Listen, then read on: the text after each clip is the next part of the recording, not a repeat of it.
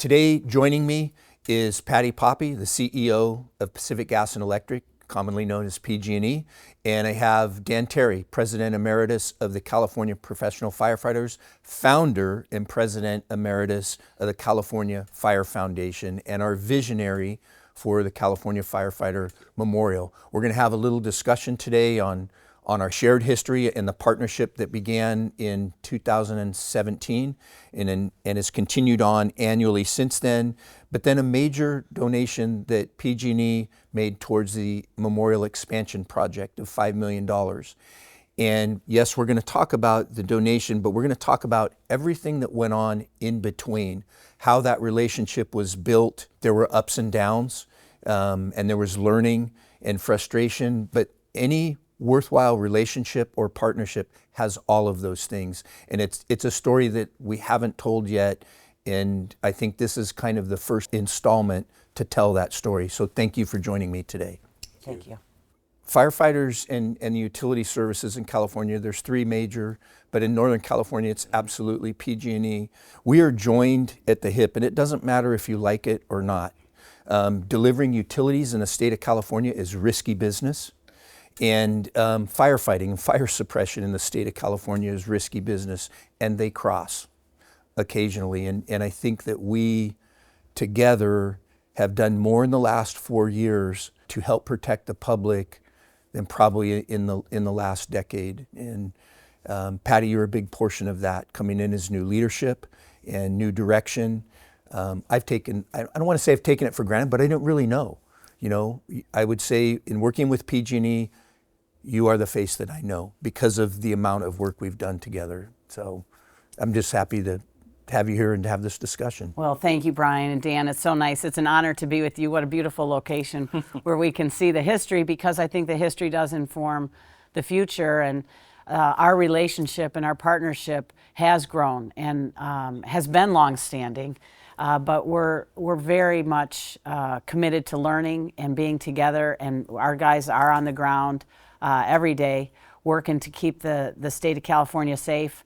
And our crews working with the firefighters, it's essential that partnership be strong. And I agree with you, it's very strong, and it makes California safer every day. And PG&E and the people of PG&E are very honored to have that relationship and have that partnership, and it is absolutely fundamental to who we are becoming, is someone that the state of California can trust again. We have been trusted in the past. Our objective is to be trusted again by delivering improvement every single day. And what we learn from the firefighters is absolutely informing how we design our assets, how we maintain our assets, how we respond when conditions are risky. The collaboration has been transformative for PG&E, and we're so grateful for the firefighters, obviously what you do every day, but also how you've worked with us to make us better. The Sentinel events that, for me, really changed the wildfire, how we looked at it in California, was the car fire up in Redding and then the campfire and everything in between. But those two things really began to define the year-round fire season.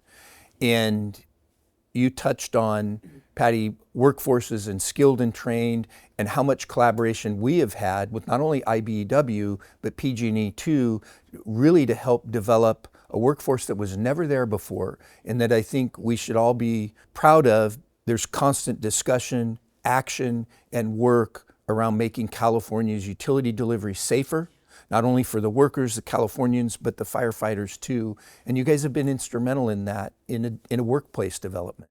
Yeah, we have a skilled and trained team who, in partnership with the firefighters, are transforming our risk rankings of our assets. They help us. I remember looking at maps with some really talented guys, along with the firefighters and our skilled and trained partnership teams, our public safety specialists, and looking at maps, and they were explaining to me, if a fire breaks out here where your transmission tower is, and the winds are X, which are normal, that would be devastating. So let's focus our efforts there. And that was very informing to our undergrounding plans. You know, we took a big stand that we're going to underground power lines in the highest risk areas. We know where the highest risk areas are because the firefighters, along with our public safety specialists, decided where those places are. And then we've got all sorts of models and maps and science that underpin it, but there's no substitute for boots on the ground who have been on that ground for 30 years to look at and say, hey, Patty, get those lines underground. That goes back to some of the initial meetings that I had with high-level PG&E leadership after the CAR. It was after the CAR, it might have been after the camp. Some of it runs a little together, but that was part of the message that boots on the ground matter.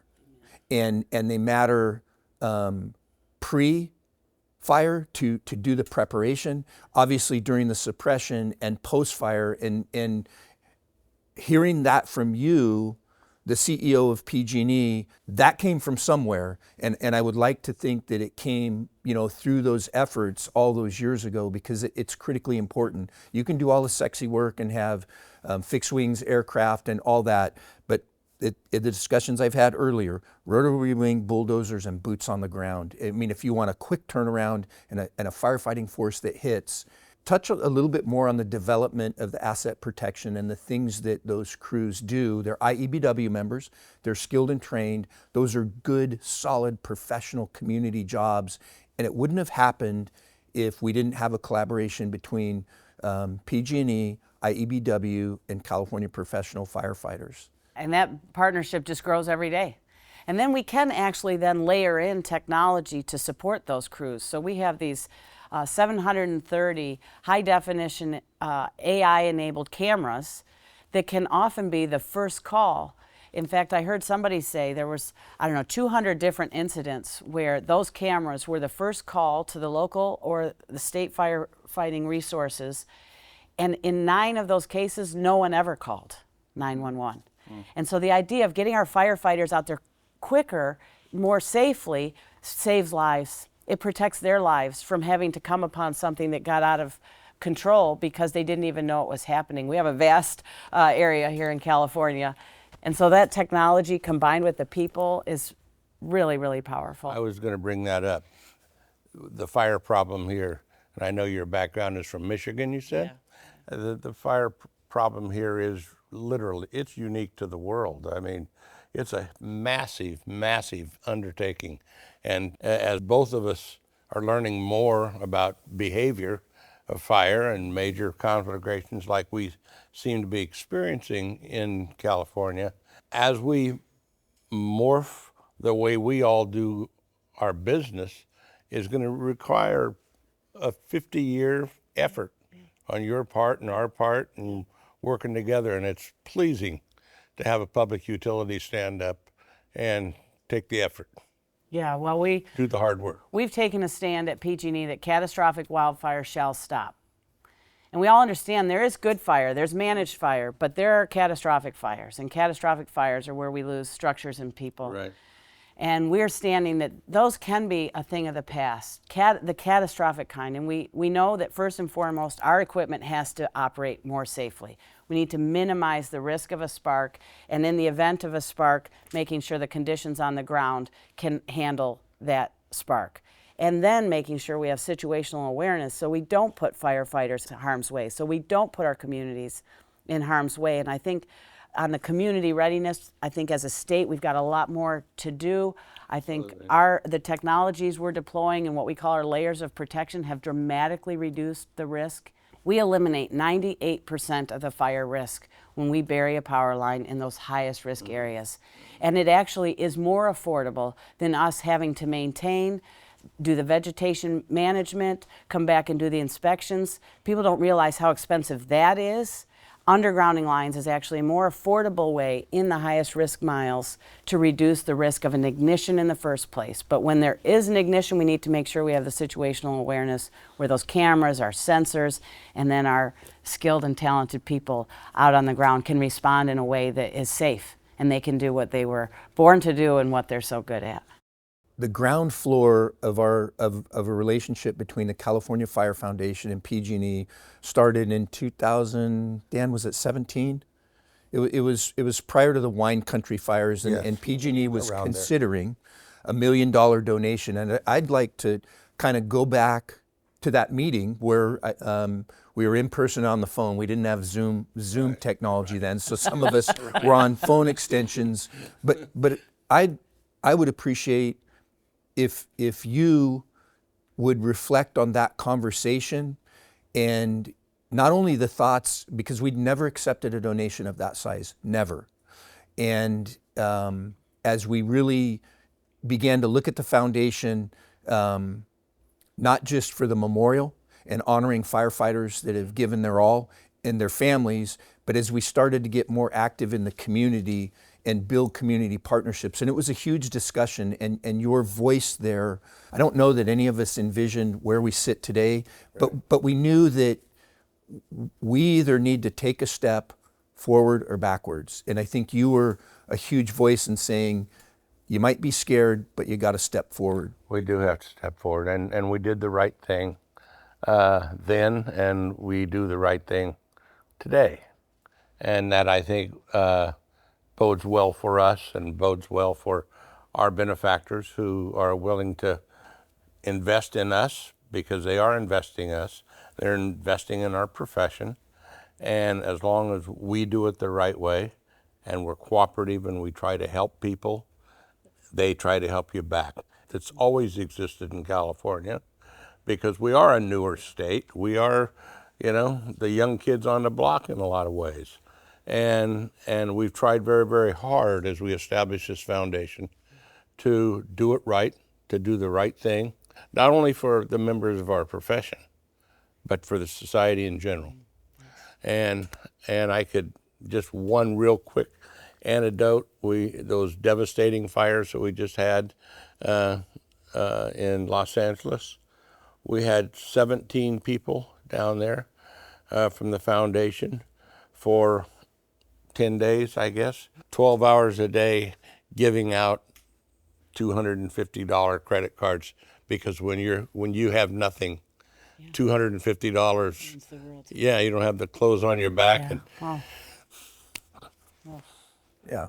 Incredible. It is, and it's, Dan, it's there's a big depth to not only the foundation's relationship with PG&E, but the foundation's relationship with all of our donors. And we consider the folks that participate in the foundation and donate, they're part of this family. I mean, we can't do this alone. And when I think through, Patty, you mentioned undergrounding, and some of the things that have come to me just as we sit here and talk after the campfire, and the undergrounding advisory committee came, and I got an invitation, and the invitation, I got to tell you, initially it was like, is this another committee that you're going to work on? What's it going to do? And so I jumped in, and I realized right away that our footing here was far differently. This group was going to do something. And it was either the first or second meeting, it was Carla Peterman. Yeah. And for better or for worse, I volunteered to assist as a co-chair. There were several reasons for that.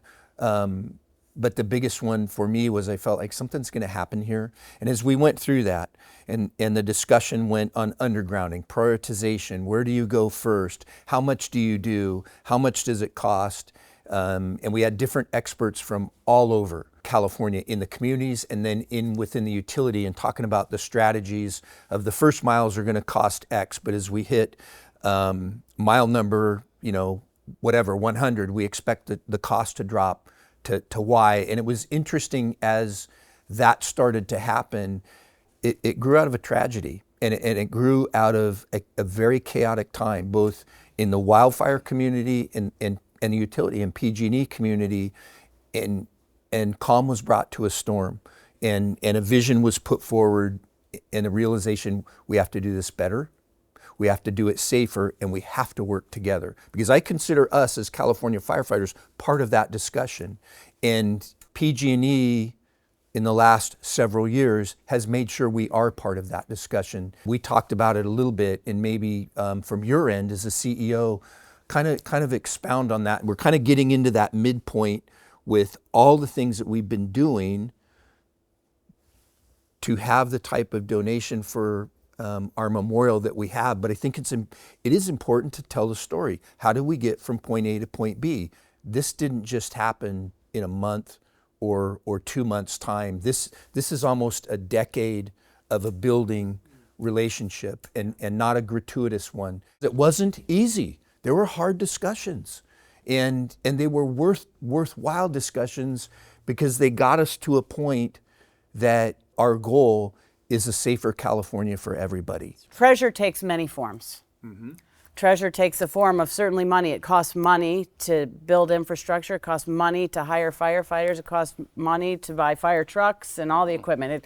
And so, yes, it takes money, but the real treasure is in the knowledge and the experience and the capability of the people who are bringing a safer system in very externally challenging, extreme weather conditions for the state. And so, the committee that you graciously agreed to co-chair, the undergrounding committee, we said we're not going to just meet and talk. We're going to take action.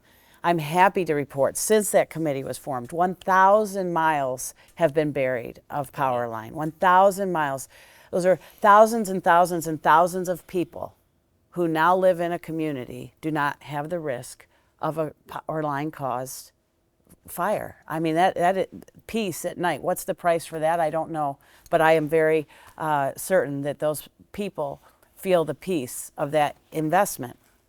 But then you combine that then with all the awareness and education and preparation funding that we've done together, and the time and the treasure of our people to bring to bear the lessons and the preparations and get a community fire hardened and defensible and ready. That's priceless. Yeah. And then I think about the memorial and how that then is just a reminder. It stands as a reminder of the seriousness of our work. Patty, I know this is personal for you because you've shared what made it personal for and with you as we've discussed this. And would you mind talking about, this is more than just the CEO of a major utility in this nation making a donation. It's personal to your heart as a human being and as a person. And would you touch on that? Yeah, look, I am relatively new to California, 4 years in. I came to California to make a difference and to make it safe, and I didn't want people to fear electric infrastructure. But as I got on the scene and came and joined PG&E, I had an opportunity to meet people who had been significantly impacted by these fires. And there's one particular story that is near and dear to my heart. In fact, I wear a little ladybug pin on my jacket every day as a reminder, like a living monument to a little girl who died in one of these fires with her mother in her car when a tree landed on a perfectly normally operating power line and under just the wrong conditions. And when I came to terms with how serious and devastating, unforgivable that situation is, I dedicated the rest of my career and my life to making it safe. And so the monument for the firefighters is like that. These young people, men and women, did not die in vain. They died in service of others, and we can't forget them. Their lives mattered. It matters to us. It matters to me. I want to talk a little bit about the memorial, if I might, because I got a long history with this. It started off as a trip I took to a national memorial for firefighters that are killed in line of duty.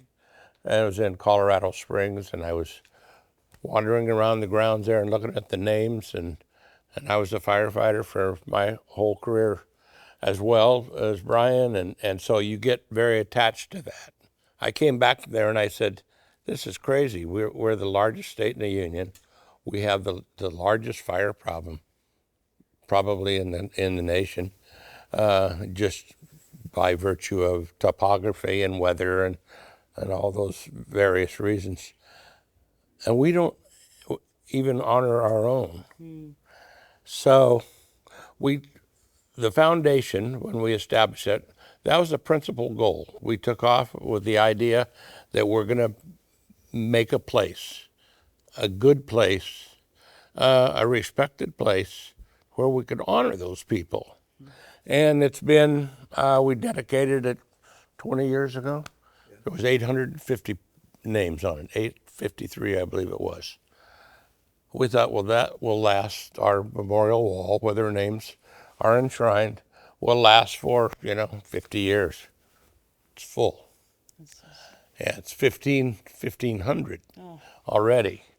And it grows exponentially as the fire problems become greater, as the medical emergencies become greater, as these conflagrations, as they continue to grow in the state, our problem grows with it. And so I just, on a personal basis, I just really appreciate you helping us with this. This is important to us, and we appreciate it. Thank you very You know much. what, Dan?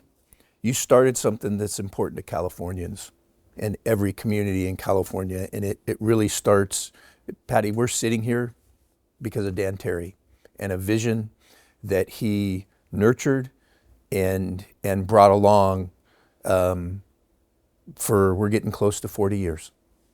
And I know I don't look that old.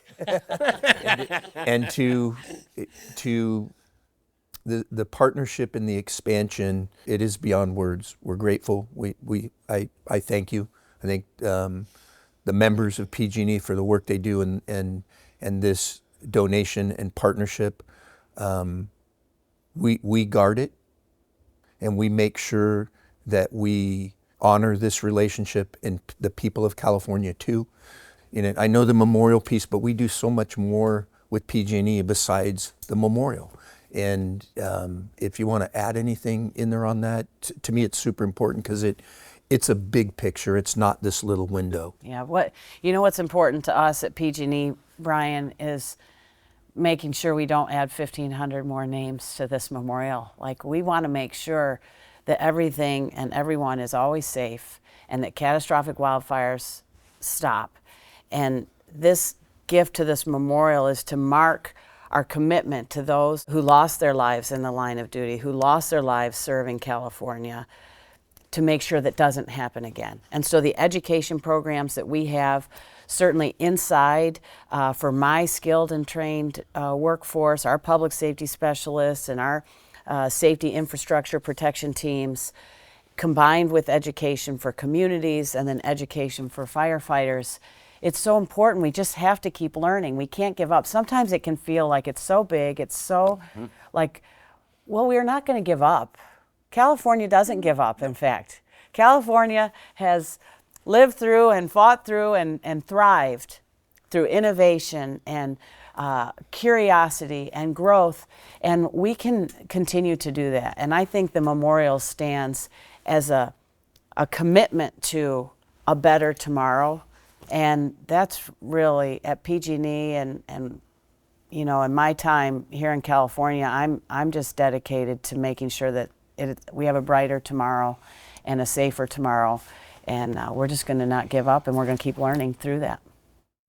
I appreciate you and I appreciate the work that we've done together and the number of hours that collectively firefighters, myself, different leadership have spent with PG&E leadership, and then boots on the ground too. Somewhere today, a dozen utility emergencies that happen all the time, whether it's a homeowner striking a gas line or trees tangled up. Our crews are going to be working together in this service area today, probably a dozen times, that we'll never ever hear about. And it's important that Californians know that we work together to mitigate hazards, to stop catastrophic events when they happen, and sometimes they're uncontrollable and there's nothing we can do, but we stay together and we work ourselves through there, and that's what I love about California. And a lot of people don't realize this. When we have these catastrophic wildfires and we send strike teams, which are 5 engines at a time, our utility providers do the same thing.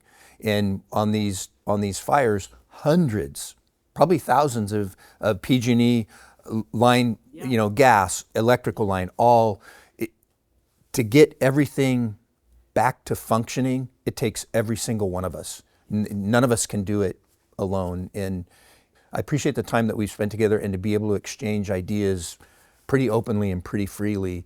And more than that, to see some of these things that started this big and an idea on a telephone call, look at, What a beautiful tribute. yeah, it's an advantage that we've taken, but we've delivered for Californians and with the education opportunities and the boots on the ground in community and the grants and things through the foundation. And now with the $5 million donation to the expansion, the California Firefighters Memorial, PG&E is the largest contributor, I'm proud to say.